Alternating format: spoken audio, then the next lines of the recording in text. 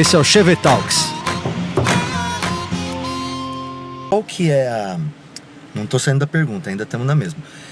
Qual que é o problema do humor quando ele toca assuntos sérios? Tipo, eu penso muito sobre isso, nunca cheguei a uma conclusão, mas parece que você pode abordar temas delicados com várias formas de arte. Você pode fazer uma música sobre a ditadura que matou 60 milhões de não sei quantas pessoas. Você pode fazer um quadro, você pode fazer... Só que quando você faz uma piada, parece que quando você toca um assunto delicado com humor, parece que é proibido, parece uma coisa meio profana para algumas pessoas. Não se brinca com isso, não se faz piada com isso. Qual que é o problema da piada, velho? Cara, a piada, ela é um inimigo de muita gente, né? Porque ela é anárquica, em geral. Ela dá uma rasteira nas certezas. O humor que eu gosto, pelo menos, é o humor que ele surpreende, ele quebra com o senso comum, não é? Isso incomoda muita gente. Não tem sagrado pro humor. Não tem sagrado pro humor. E eu acho que isso daí incomoda muita gente. Pode ter sagrado pro humorista, né? Às vezes um humorista não toca em alguma coisa. Exatamente. Mas o humor, ele é desrespeitoso em algum lugar, né?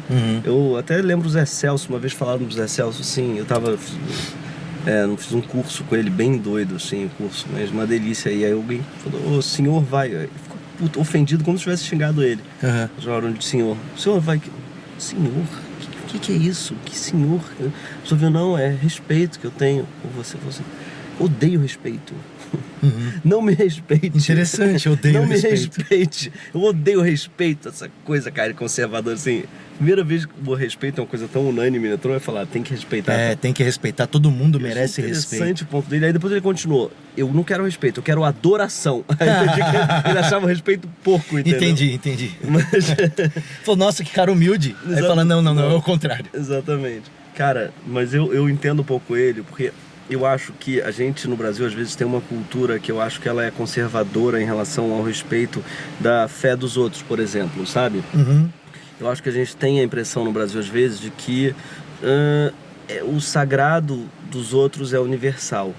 O meu sagrado é universal, o sagrado, sabe?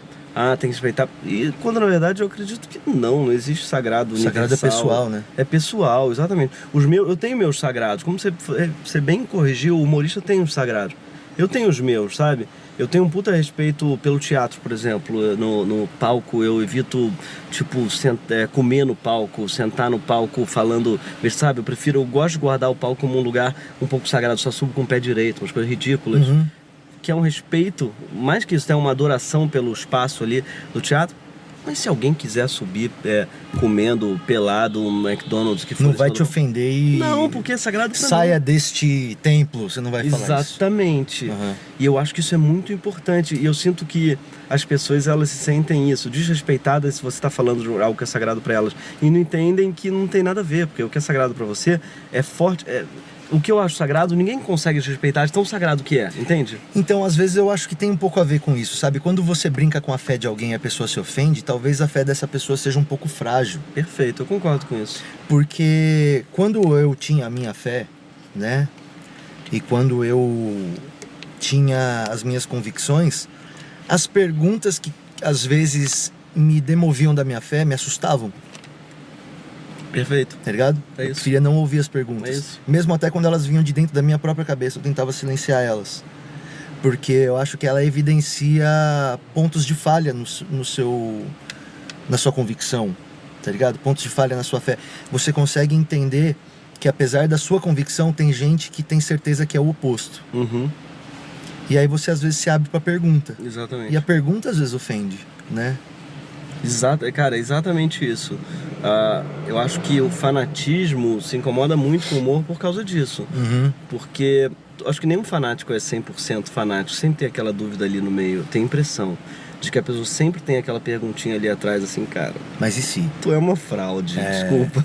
Né? Tem aquela vozinha, todo mundo tem essa voz. Eu acredito que tenha, porque eu tenho, você tá me falando que você deve ter, e todo mundo que vem aqui fala que tem também. Essa vozinha. Então o cara é aquele pastor fervoroso, mas ele tem alguém ali dentro que fala assim, irmão, tu acha mesmo que Adão e Eva, que nasceu... Irmão, você podia fazer umas coisas que você não tá fazendo. Claro, exatamente. E aí quando vem um humorista e fala isso... O inimigo é o cara, né? O inimigo é o mensageiro. Que é, de certa forma, a mesma coisa que acontece quando alguém está fazendo algo que você considera que não pode ser feito. É. Pela sua fé, pela sua Claro, crença. claro. E aí quando você vê a pessoa fazer aquilo, você condena, porque na verdade aquilo era o que você queria fazer. Exatamente. E, pô, se eu não posso fazer aquilo, se eu estou me segurando tanto, lutando tanto pra não fazer aquilo, tá errado esse cara fazer e esfregar na minha cara que pra ele é normal. Exatamente. Os conservadores odeiam, né, assim, a liberdade dos outros. É porque